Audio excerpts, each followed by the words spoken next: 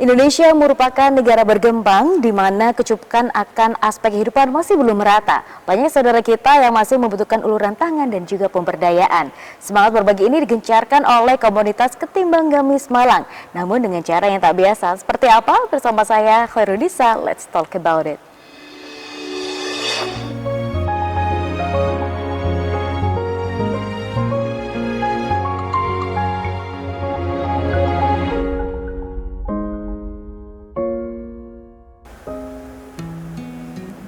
Ya pemirsa, kembali lagi bersama kami dalam program Let's Talk. Pada episode kali ini kita akan berbincang dengan Mas Reza Abidin yang merupakan divisi survei dari Ketimbang Gamis Malang. Kita sapa terlebih dahulu. Assalamualaikum Mas. Waalaikumsalam warahmatullahi wabarakatuh, Mbak. Gimana kabarnya hari ini? Baik, sangat baik sekali Mbak. Alhamdulillah. Ya. Nah ini Mas, mau ngobrol-ngobrol soal Ketimbang Gamis Malang. Mungkin belum banyak nih pemirsa yang tahu ini apa sih, komunitas seperti apa, bergerak di bidang apa, dan sejak kapan mungkin dia berdiri? Oh ya. Jadi Ketimbang Gamis Malang itu adalah wadah untuk mengapresiasi dan membantu yang kita namai dengan Solia, sosok mulia. Nah, sosok mulia ini yang kemudian adalah orang-orang yang bersemangat sekaligus punya keterbelakangan ataupun mohon maaf sebelumnya punya keterbatasan berkaitan dengan kesehatan ataupun ekonomi, sehingga beliau perlu kita apresiasi begitu. Oke, sejak kapan ini Mas berdiri? Apakah hanya ada di Malang, kan namanya Ketimbang Gamis Malang, atau di kota-kota lain juga ada gerakan yang serupa? Ya, ada Mbak. Jadi kalau di Malang ini kan banyak regionalnya. Kalau secara di Malangnya sendiri, Ketimbang Gamis Malang ini berdirinya tanggal 14 Juni 2015. Oh, lumayan lama ya, jalan ke 7 tahun. Jalan 7 tahun. Oke, baik. Apa sih sebenarnya yang melatar belakangi munculnya komunitas ini? Ibaratnya kalau kita tahu banyak loh NGO lainnya yang juga berfokus untuk membantu perekonomian masyarakat dan sebagainya. Dan ini akhirnya muncul sendiri Ketimbang Gamis Malang. Apa tuh? Jadi sebenarnya Ketimbang Gamis Malang ini sedikit unik begitu. Dalam artian itu sejarahnya sendiri, karena di sejarahnya itu dari salah satu mahasiswa di Kota Malang, kemudian itu beliaunya ini itu lagi ke kantin, jadi lagi jalan-jalan begitu. Dan setelah itu dia ada seorang pengemis begitu. Terus dikasih ya nyusaha Bu, dikasih 500 rupiah. Nah dikasih 500 rupiah ternyata dilempar sama pengemisnya itu. Oh, dilempar, kenapa tuh alasannya? Nah, jadi kalau misal bahasa Jawanya itu ngekei sing niat gitu loh. Kalau ngasih itu yang niat gitu loh. Padahal kan kalau misal kita tahu kalau misal dikasih ya seadanya aja. Maksudnya kalau misal ada berapa ya dikasih aja. Tapi itu malah dilempar begitu. Wah, itu shock banget gitu ya pasti. Itu Mbak. Terus kemudian scroll di sosial media, ketemulah dengan gerakan yang sama. Ketimbang Gamis Yogyakarta waktu itu. Jadi sebenarnya sudah ada gerakan lain di tempat lain. Terus kemudian ada yang hal serupa, akhirnya dibangunlah di Malang. Ini berarti jadinya join work together dengan nama yang sama, apa ya? Kalau kita ngomong brandingnya kan akhirnya sama. Iya, sama. Atau sama. Kemudian akhirnya foundernya bareng juga, dan mungkin boleh disebutkan namanya siapa, dari universitas mana mungkin? Kalau foundernya yang di mana dulu? Yang di Boleh di Malang, boleh di Jogja. Kalau yang di Malang sendiri itu namanya Mas Aki. Mas Aki itu adalah salah satu mahasiswa di UM. Gitu. Kalau yang di Jogja beda lagi ya? Beda lagi. Tapi akhirnya sekarang secara struktural foundernya memang mereka berdua. Oh bukan, jadi beda-beda. Oh beda-beda? Beda-beda, jadi kayak setiap kota itu punya founder masing-masing gitu. Punya gagasan masing-masing. Cuman kalau misal dari awalnya muncul, sejarahnya awal muncul itu memang di Jogja. Wah ini semakin menarik nih. Ketika beda kota, apakah akhirnya program-programnya juga serupa, atau akhirnya setiap region punya keunikan program-programnya masing-masing? Ya, kalau dari setiap regional itu punya keunikan masing-masing. Tapi yang pasti itu ada donasi akhir yang tadi itu. Jadi ada donasi akhir yang kemudian dilaksanakan itu setiap bulan. Berarti kalau secara struktur, apakah akhirnya teman-teman ini ada kepengurusan yang berbeda gitu ya setiap tahun? Ibarat kata kalau di kampus itu kan ada UKM gitu ya? Atau ini seperti company atau perusahaan di mana ada founder sebagai direktur utama, akhirnya kemudian ada divisi-divisi khusus? Gimana nih? Kalau di Ketimbang Gamis itu semua digantungkan pada regional masing-masing. Kalau misal di terserah Malang, ya. iya, kalau di Malang punya struktural sendiri, di Jogja, Jakarta, Surabaya punya sendiri. Jadi kalau di Malang itu ada ketua, ada sekretaris, ada bendahara, terus juga ada PPH, terus cuma ada 4 divisi. Gitu kan. Oke, dan ini awet gitu ya, setiap tahun orangnya sama atau setiap tahun ada open recruitment ulang seperti itu? Kalau setiap tahunnya untuk kepengurusannya memang beda-beda. Oh, beda-beda. Jadi, berarti per tahun ya? Ya, per tahun. Kalau secara masa jabatannya per tahun. Oke, yang boleh join Ketimbang Ngemis Malang nih kalau mau jadi misalnya salah satu pengurus, apakah ada syarat khusus? Sebenarnya syarat khususnya itu tidak ada, Mbak. Siapa aja boleh gitu ya? Ya, siapa aja boleh. Usia siapa aja mungkin? Tidak ada usia untuk batasan begitu. Serius? Karena untuk berbuat baik kan tidak dihitung dari usianya, gitu, tapi dari niatnya. Nah, kurang Oke, gitu. berarti itu sifatnya relawan seperti itu ya? Atau bagaimana? Kita di Ketimbang Ngemis Malang itu ada volunteer sendiri, terus ada juga pengurus sendiri. Oh. Jadi nanti kalau misal open recruitment itu ada open recruitment pengurus, ada open recruitment volunteer. Wah, ini menarik nih. Iya. Kalau tadi jadi pengurus itu juga bebas siapa aja, relawan apakah juga sama? Sama, beda. Maksudnya sama apanya itu? Sama persyaratannya itu pun juga bebas. Oh, persyaratannya bebas. Wah, ini semakin seru nih. Kalau jadi pengurus juga open recruitment setahun sekali. Kalau relawan, apakah per project atau juga setahun sekali nih? Lebih tepatnya per project, tiap event. Jadi kalau misal event ketika kita membutuhkan untuk volunteer, kita akan buka volunteer. Oh, Gitu. kalau Mas Reza Abidin sendiri berawal dari relawan atau langsung jadi pengurus? Saya ini sebenarnya disepil, disepilnya apa ya? Dikasih tahu sama teman SD saya. Oh. Kebetulan teman SD saya itu yang duluan di KNM. Kemudian pas waktu itu saya coba untuk tanya, terus kemudian ikut kegiatannya. Kegiatan dulu, jadi relawan Kegiatan. dulu berarti Iya. ya. Wah, oke, Itu baik. dari situ. Wah, pemirsa ini menarik ya. Ternyata siapapun bisa bergabung dengan komunitas Ketimbang Ngemis Malang, baik menjadi relawan atau pengurus. Tapi kita akan tanya lagi lebih detail bagaimana program-program yang berjalan di segmen berikutnya. Jangan kemana-mana, tetap di program Let's Talk.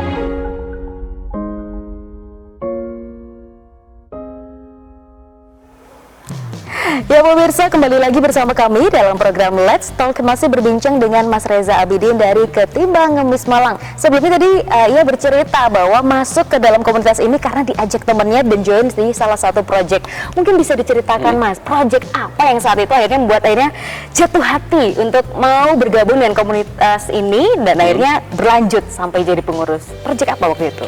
Donasi akhir. Donasi akhir untuk siapa? Waktu itu saya agak lupa namanya waktu itu, Mbak. Tapi mungkin yang profesinya yang dibantu saat itu. Ya jelas itu beliau itu jualan jajanan di SD. Oh, oke. Jajanan di SD, tapi ada problem di situ.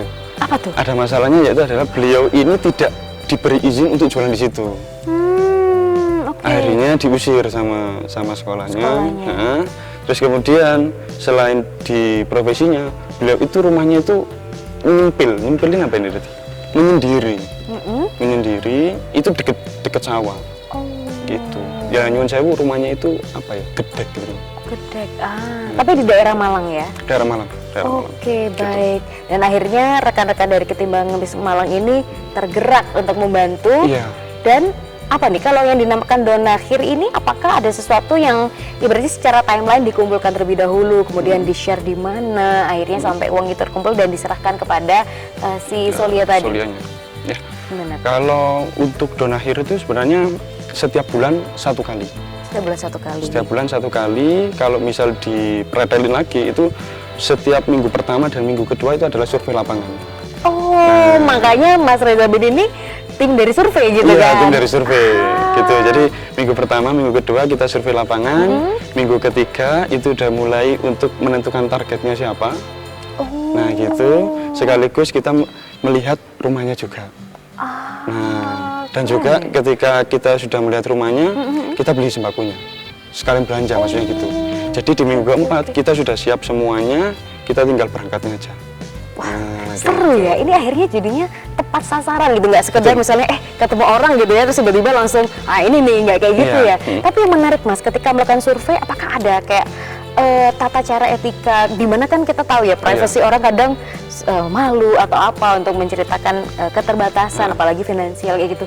Gimana sih mungkin diceritakan kalau di lapangan, Mas Reza beserta rekan-rekannya kayak gimana kegiatannya? Kalau di survei lapangan itu begitu, jadi ketika kita datang, itu kita tanya dulu terkait namanya. Jadi kita kayak apa, basa-basi gitu. Oh, basa-basi, terus kita tanya namanya, kemudian kita tanya jualannya mulai jam berapa sampai jam berapa. Terus habis itu orang mana, kemudian tinggal sama siapa. Akhirnya kita udah mulai kayak mengorek lebih lanjut. Sambil jajan? Sambil jajan.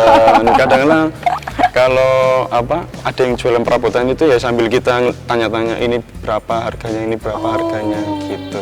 Jadi secara nggak langsung nggak terasa gitu ya kalau sedang dilakukan survei. Nah, kalau boleh tahu dalam pelaksanaan survei itu tadi hampir 2 minggu ya, berapa orang yang bisa disurvei oleh Mas Reza dan tim? Nampaknya kalau kita jalan-jalan di Malang tiap hari bisa banyak juga tuh database-nya. Banyak. Jadi kita punya 2 sumber begitu. Waduh, 2 sumber. Jadi 2 media yang kita bisa pakai gitu. Pertama adalah media sosial. Baik itu dari IG, Twitter, terus ada TikTok juga yang cepat viralnya ya gitu. Terus kemudian kita juga survei lapangan. Jadi kalau misal di rata-rata kita bisa sampai 4 atau 5. Wah, gitu. 4 sampai 5. Oke, nah ini saya makin penasaran nih, ketika misalnya kita menentukan Mas Fulan gitu ya, untuk sebagai Solia yang akan dibantu dengan program Donakhir tadi. Ini caranya bagaimana untuk memperkenalkan ke masyarakat? Apalagi tadi sempat sebutkan media sosialnya banyak gitu ya. Apakah masyarakat itu aware hanya karena ada suatu postingan tertentu atau ada cara lain? Atau kita sebut strategi marketing gitu kali ya? Jadi ketika kita di lapangan ya kita coba untuk ya tadi mulai dari survei lapangan, terus kita dokumentasikan, terus kemudian secara keseluruhan kita kita dokumentasikan. Nah, baru kita share ke media sosial. Jadi untuk kegiatannya itu baik mulai survei, terus habis itu mulai juga beli sembakonya ke rumahnya sampai donasi kita tetap untuk dokumentasikan. Dan juga kegiatan-kegiatan lain kita dokumentasikan, kemudian kita munculkan di IG gitu. Oke, baik. Dengan narasi-narasi begitu. Ini nih berarti ada tim kreatif khusus ya. Ibaratnya gini, kalau kita ibaratnya setiap bulan akan ada program yang sama. Tapi kalau narasinya itu aja, kadang kan ada kejenuhan ya dari masyarakat yang untuk membantu. Ini gimana nih biasanya ngakalinnya? Akhirnya setiap orang punya narasi yang berbeda dan akhirnya memunculkan ketertarikan sendiri dari masyarakat lain untuk memberikan donasi. Gimana tuh biasanya? Jadi kalau misal di Ketimbang Mis Malam gitu, itu narasinya itu kita coba mix begitu. Dalam arti mix itu mulai dari kegiatannya beliaunya. Jadi kita coba munculkan latar belakangnya. Latar belakangnya beliau, terus habis itu kita coba untuk tanyain juga berkaitan dengan keluarga beliau gitu. Terus sekaligus juga dengan jualannya beliau. Ya memang pertamanya panjang waktu itu. Terus kita ngelihat dilihat dari postingan narasinya panjang. Ternyata ada yang katakanlah itu ada yang suka, ada yang enggak. Maksudnya ada yang suka dan enggak, ini dalam artian melihatnya itu kayak bosen atau apa begitu. Jadi akhirnya kita mencoba untuk nge-mixkan, ditaruh di gambarnya untuk infonya. Nah, kita coba itu. Biasanya ditaruh di captionnya. Nah, nanti coba kita jadi video ataupun jadi gambar gitu. Jadi ada sedikit pembeda. Gitu. Jadi ibaratnya netizen ini diajak untuk mengetahui walaupun nggak ikut survei gitu ya. Jadi tahu benar, oh si Bapak Fulan ini ternyata kegiatannya seperti ini, latar belakangnya dan sebagainya. Akhirnya mereka tergerak gitu ya. Karena memang zaman sekarang kayaknya rata-rata lebih ke storytelling daripada sekedar foto kayak gitu ya. Oke, baik. Nah ini saya juga penasaran, apakah setiap orang yang Mas Reza dan rekan-rekan survei ini mau gitu, oh silahkan bisa dipublikasikan, atau ada sesuatu kayak letter of consent yang kayak, oh ya silahkan untuk dipublikasikan, atau ada yang nolak gitu? Ada, tapi kebanyakan memang menerima begitu. Kita memang tanya dulu apakah memang boleh dipublikasikan atau enggak. Terus habis itu kita foto-foto itu kita coba untuk komunikasi juga, karena itu termasuk etika dari kita sendiri untuk solianya begitu. Siap, oke, wah, luar biasa ya. Ketimbang Ngemis Malang ini punya berbagai cara untuk bisa membantu tanpa mempermalukan ya. Kalau ini daripada ngemis, mending kita bekerja aja. Nah, yang bikin penasaran, selama pandemi apakah juga berjalan, dan apakah di bulan Ramadan ini ada program khusus? Kita akan bahas di segmen berikutnya. Jangan kemana-mana, tetap di program Let's Talk.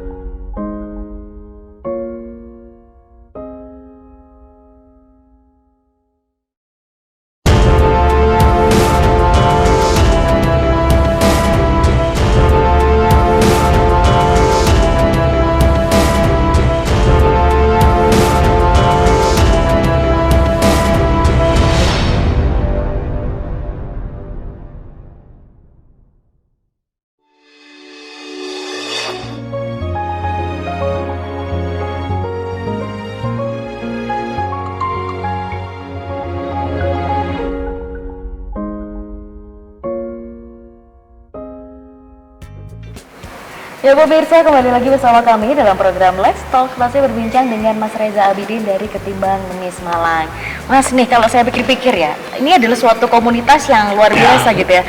Ingin memberikan suatu bantuan kepada orang lain, tapi nggak diajarkan untuk hanya tangani seperti ini untuk meminta gitu ya. Tapi bagaimana mereka tetap dengan pekerjaannya disupport untuk terus menjalani hidup tanpa ketergantungan dengan orang lain. Nah, ini saya penasaran, ketika orang ini sudah dibantu, apakah ada sustainable project yang akhirnya membuat mereka terus berdaya tanpa perlu berarti bergantung dengan bantuan kayak gitu? Nah, gitu. Jadi kita itu ada, selain donasi akhir, itu ada kegiatannya itu Sisolia, silaturahmi sosok mulia. Nah gitu, jadi silaturahmi sosok mulia ini adalah kegiatan yang dilakukan setelah donasi. Oke, gimana tuh? Itu. Jadi kayak kita follow up lagi beliaunya. Kita follow up lagi ke rumahnya, kita silaturahmi, kita terutama tanya kabarnya beliau bagaimana, kesehatannya beliau, dan rumahnya. Begitu.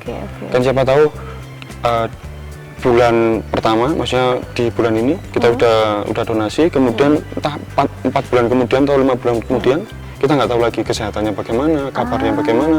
Nah itu dilakukan di kegiatan Sisolia. Itu silaturahmi sosok mulia. Jadi kita tahu tetap berkaitan dengan kondisinya beliau, terus habis itu kesehatannya, habis itu juga mungkin rumahnya kalau ada yang bocor atau apa gitu. Wah, Masya Allah, luar biasa. Gitu. Nah, kalau dalam pandemi kemarin kan kita juga ada keterbatasan ya untuk melakukan aktivitas. Apakah ada cara lain nih dari timnya Mas Reza untuk melakukan survei online atau bagaimana nih biasanya? Yang nggak tahu, makanya saya penasaran gitu ya. Dengan survei kan notabene kita datang langsung ketemu gitu ya. Nah, kalau selama pandemi ini gimana kira-kira? Kalau pandemi awal kita memang tidak melakukan kegiatan sama sekali. Oh, sempat vakum. Sempat vakum karena mengikuti dari aturan yang berlaku gitu. Ketika sudah mulai longgar, kita udah mulai kembali lagi. Nah, kita kembali lagi itu mulai Januari kemarin. Januari 2022 berarti. 2022. Oke, siap. Jadi setiap bulan kita melakukan donasi akhir itu 2 kali. Setiap bulannya. Setiap kali, ya. Nah, ini kan kita masuk dalam masa Ramadan ya. Biasanya kalau komunitas seperti ini akan ada program spesial yang memang dipersembahkan untuk bulan Ramadan. Kira-kira apa nih yang jadi program utama dari Ketimbang Ngemis Malang saat ini? Jadi yang mendekati karena momentumnya adalah Ramadan, jadi kita ada buka bersama dengan panti, terus juga ada bagi nasi dan sahur on the road. Wih, wah itu. Siapa yang boleh join ini, Mas? Ini bebas, Mbak. Oh ya, mau daftar tadi ya, jadi relawan siapapun join, cus ngeng. Ya, tinggal kita berangkat. Ya, biasanya kita titik kumpulnya itu kalau nggak di Alfami di depannya apa, di Ijen. Nah, Alfami di Ijen. Kalau itu di depan Museum Brawijaya. Oh, emang cari yang di pusat kota seperti itu gitu. ya, jadi yang join bisa banyak. Nah, segmen yang diberikan untuk kalau sahur on the road dan sebagainya ini siapa? Kan random banget gitu ya kalau di jalan. Nah, kalau bagi nasi ataupun sahur on the road kita memang terfokuskan pada orang-orang yang di ya nyun sewu, maksudnya di jalanan begitu. Yang tidur di jalanan, terus ada tukang beca ataupun yang masih bekerja yang sampah itu. Nah, kayak begitu-gitu. Jadi kita lihat di jalan ada yang perlu untuk dikasih, kita kasih gitu. Oke, baik. Nah, ini berapa kali dalam satu kali Ramadan? Ini kan 30 hari. Kira-kira kalau sahur on the road, kemudian buka bersama dan sebagainya dilaksanakan setiap hari atau ada momen khusus di mana kayak one hit event di mana nanti pemirsa atau masyarakat yang mau join itu tahu kira-kira kapan nih acaranya? Kalau sekarang kan sambil ada penggodokan juga. Masih sambil penggodokan juga dari teman-teman juga. Nah, kemudian itu insya Allah setiap minggu. Jadi setiap minggu ada kegiatan, kayak gitu-gitu. Nah, semoga aja itu setiap minggu, dalam artian setiap minggu ini nggak dibarengin semua gitu loh, Mbak. Nah, gitu. Jadi istiqomah gitu ya ibaratnya, setiap minggu tuh ada sesuatu yang dilakukan bersama-sama. Nah, ini di mana infonya bisa diketahui oleh pemirsa atau masyarakat? Info selanjutnya itu ada di IG-nya KNM, Mbak. Apa tuh? Mungkin disebutkan namanya KNM saja atau apa tuh? Ketimbang Ngemis Malang. Lengkap panjang gitu ya? Panjang. Ketimbang Ngemis Malang. Info apa aja nih yang bisa didapatkan oleh pemirsa di Instagram tadi? Apakah hanya kegiatan saja? Atau mungkin ada info berkaitan, Mas saya itu mau donasi, Mas saya mau daftar jadi relawan. Ini ada nggak sih info di situ? Jadi berkaitan dengan donasi, terus berkaitan dengan volunteer, nah gitu, langsung ada CP-nya juga di situ, Mbak. Ada CP-nya, terus kemudian ada juga rekeningnya, tinggal langsung klik, terus konfirmasi, kita langsung tindak lanjuti. Gitu. Sesimpel itu ya? Iya. Terus juga dipaparkan juga info solianya juga. Nah, info solia, karena memang biasanya kalau di kerjasama itu ada yang nyun sewu, ada kayak menitipkan untuk solia A begitu. Beda-beda gitu ya? Ya, terkhusus. Kita melihat postingannya, terus habis melihat ceritanya juga, karena kita melihatnya itu secara real di lapangannya. Nah, gitu ceritanya bagaimana, cerita bukannya. Hanya ketika orang mau donasi bisa dititipin di Ketimbang Ngemis Malang ataupun dititipin langsung khusus ke orangnya, ke orang yang dituju. Nah, itu bisa. Jadi dimudahkan ya, namanya orang mau membantu orang lain, akhirnya semua pintu dibuka ibaratnya. Nah, kalau dari cerita versi Mas Reza sendiri, ada suka dukanya nggak sih sekalian penutup nih? Wah, suka duka Mbak ya. Kalau sukanya itu yang jelas kita disambut sama solianya, itu seperti anaknya sendiri. Wah, Masya Allah. Seperti cucunya sendiri, kita datang, kita salim, beliau gembira mesti. Disambut, terus habis itu dikasih kayak cemilan-cemilan, gitu-gitu disuguhin, gitu-gitu. Terus baru kita kayak, ya seperti anak dan ibunya, gitu. Saking deketnya kita. Kalau dukanya begitu, yang jelas itu ketika ada berita solia itu tiada. Ya Allah. Itu menurut saya atau menurut kami itu sangat duka juga. Kalau saya pribadi, salah satunya pernah ada dukanya itu, bukan duka ya sebenarnya, ya bisa dibilang cerita unik tapi ya agak menggelitik ya gitu. Hampir sempat mau dilaporin polisi. Waduh. Nah, itu gara-gara waktu itu salah penangkapan terhadap target solia. Itu baik. hampir sempat untuk dilaporin polisi karena salah tangkap dan itu keterbatasan bahasa.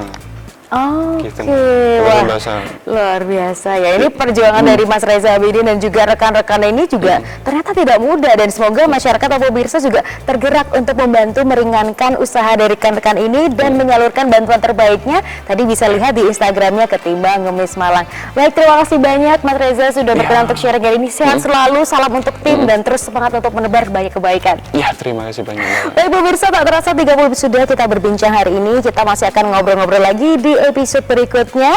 Terima kasih atas kebersamaan Anda dan sampai jumpa.